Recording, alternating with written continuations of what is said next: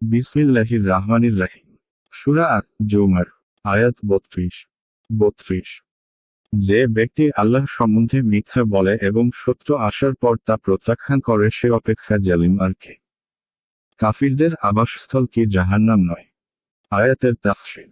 যে ব্যক্তি আল্লাহ সম্বন্ধে মিথ্যা বলে, ১ এবং তার নিকট আগত সত্যকে মিথ্যা জ্ঞান করে, ২ তার অপেক্ষা অধিক সীমা লঙ্ঘনকারী আর কে। অবিশ্বাসীদের আবাসস্থল জাহান্নাম নয় কি? ১ অর্থাৎ দাবি করে যে আল্লাহর সন্তান সন্ততি অথবা তার শরীক আছে কিংবা তার স্ত্রী আছে, অথচ তিনি এই সমস্ত জিনিস থেকে পাক ও পবিত্র। ২ যাতে আছে তাওহীদ, আল্লাহর একত্ব, দ্বীনের বিধি-বিধান ও ফরজ কার্যাদি, পুনরুত্থান সম্পর্কীয় আকীদা ও বিশ্বাস, হারাম কার্যকলাপ থেকে বেঁচে থাকার নির্দেশ এবং মুমিনদের জন্য সুসংবাদ ও কাফেরদের জন্য ধমক ও শাস্তির কথা। এ হলো সেই দিন ও শরীয়ত যা মুহাম্মদ সাল্লাল্লাহু আলাইহি ওয়াসাল্লাম নিয়ে আগমন করেছেন। এটাকে তারা মিথ্যা মনে করে। আয়াত ৩৩। যারা সত্য এনেছে এবং যারা সত্যকে সত্য বলে মেনেছে তারাই তো মুত্তাকি। আয়াতের তাফসীর। যারা সত্য এনেছে, ১ এবং সত্যকে সত্য বলে মেনে নিয়েছে, ২ তারাই তো আল্লাহর ভীরু।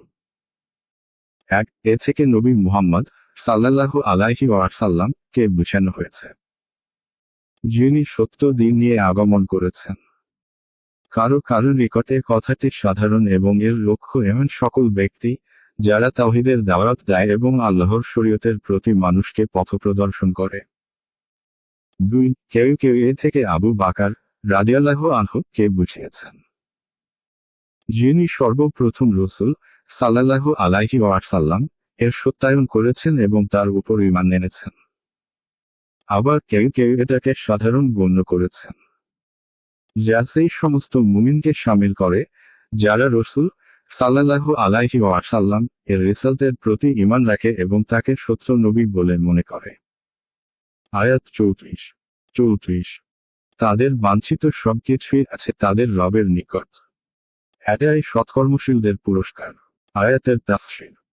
এদের বাঞ্ছিত সমস্ত কিছুই এদের প্রতিপালকের নিকট বর্তমান। ১ এটাই সৎকর্মপরায়ণদের প্রতিদান। ২ ১ অর্থাৎ মহান আল্লাহ তাদের পাপগুলো মাফ করে দেবেন এবং তাদের মর্যাদাও বাড়িয়ে দেবেন। কেননা প্রত্যেক মুসলিম আল্লাহর কাছে এটাই আশা রাখে। এছাড়া জান্নাতে যাওয়ার পর তো প্রত্যেক বাঞ্ছিত জিনিস পাওয়া যাবে। ২ এর একটি অর্থ হলো যারা নেক কাজ করেন। দ্বিতীয় অর্থ হলো যারা নিষ্ঠার সাথে আল্লাহর ইবাদত করেন। যেমন হাদিসে ইহসান এর সংজ্ঞায় বলা হয়েছে, তুমি আল্লাহর ইবাদত এমনভাবে করো যেন তুমি তাকে দেখছো। যদি এরকম ভাব সৃষ্টি করা সম্ভব না হয়, তবে এটা যেন অবশ্যই মনে করা হয় যে তিনি তোমাকে দেখছেন। তৃতীয় অর্থ যারা মানুষের সাথে সুন্দর আচরণ ও উত্তম ব্যবহার করেন। চতুর্থ অর্থ হলো যারা প্রত্যেক নেক কাজকে সুন্দরভাবে বিনয় নম্রতা এবং নবী করিম সাল্লাল্লাহু আলাইহি ওয়াসাল্লাম এর সুন্নত অনুযায়ী সম্পাদন করেন। ইবাদতের আধিক্যের পরিবর্তে যেটুকু করেন তাতে সৌন্দর্যের খেয়াল রাখেন। আয়াত ৩৫। কারণ তারা যেসব মন্দ কাজ করেছিল আল্লাহ তা ক্ষমা করে দিবেন এবং তাদেরকে তাদের সৎ কাজের জন্য পুরস্কৃত করবেন। আয়াতের তাফসীর।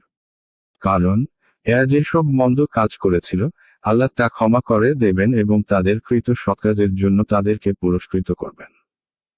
আয়াত ৩৬। আল্লাহ কি তার